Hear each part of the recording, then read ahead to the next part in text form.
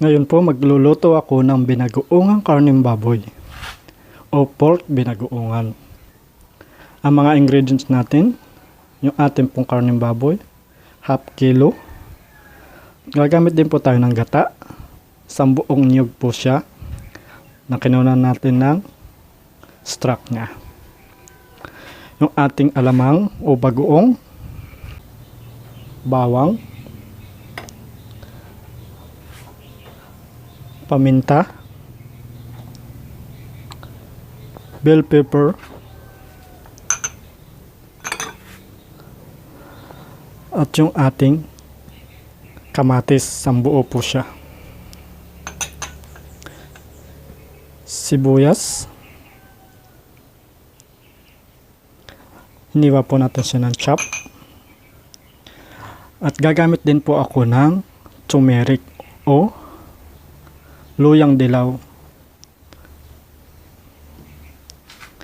At kung gusto nyo pong maanghang, gagamit din po tayo ng sili na green. Magsisimula na po tayo magluto.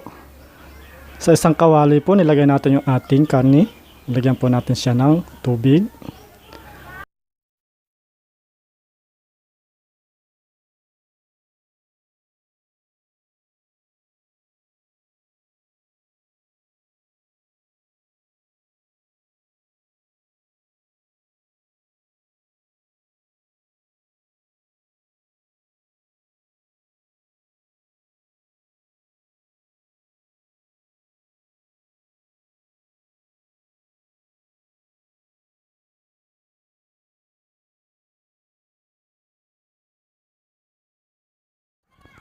Papakuluin lang po natin at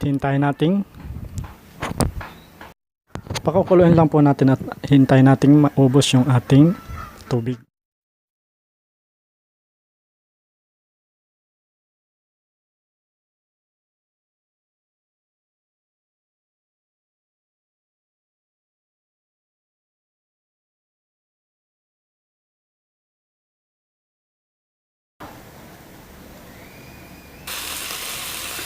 Ayan po, wala na po siyang tubig o sabaw.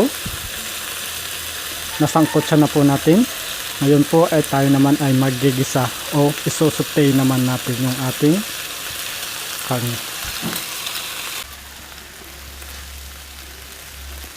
Yun po ang ating sibuyas.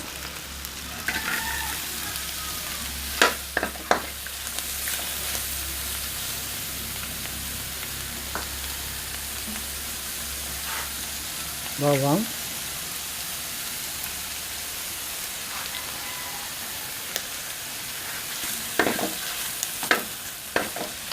yung ating luya o luyang dilaw, itong kamatis.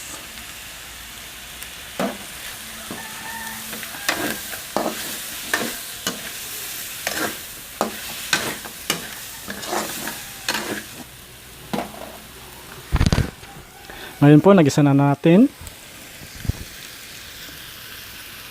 Lalagay na po natin yung ating gata.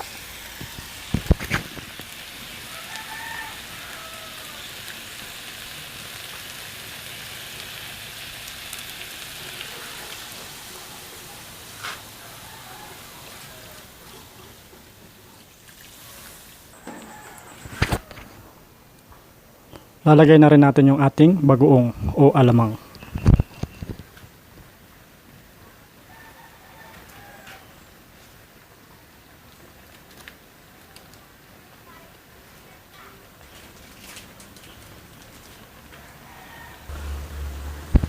Lagay na rin natin yung ating paminta.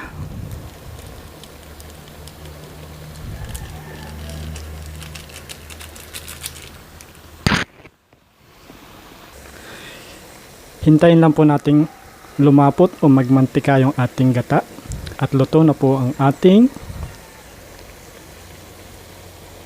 binagoongang karneng baboy.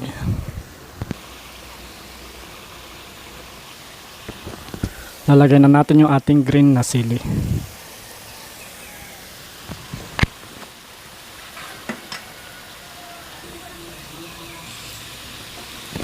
Ating siling lara o bell pepper.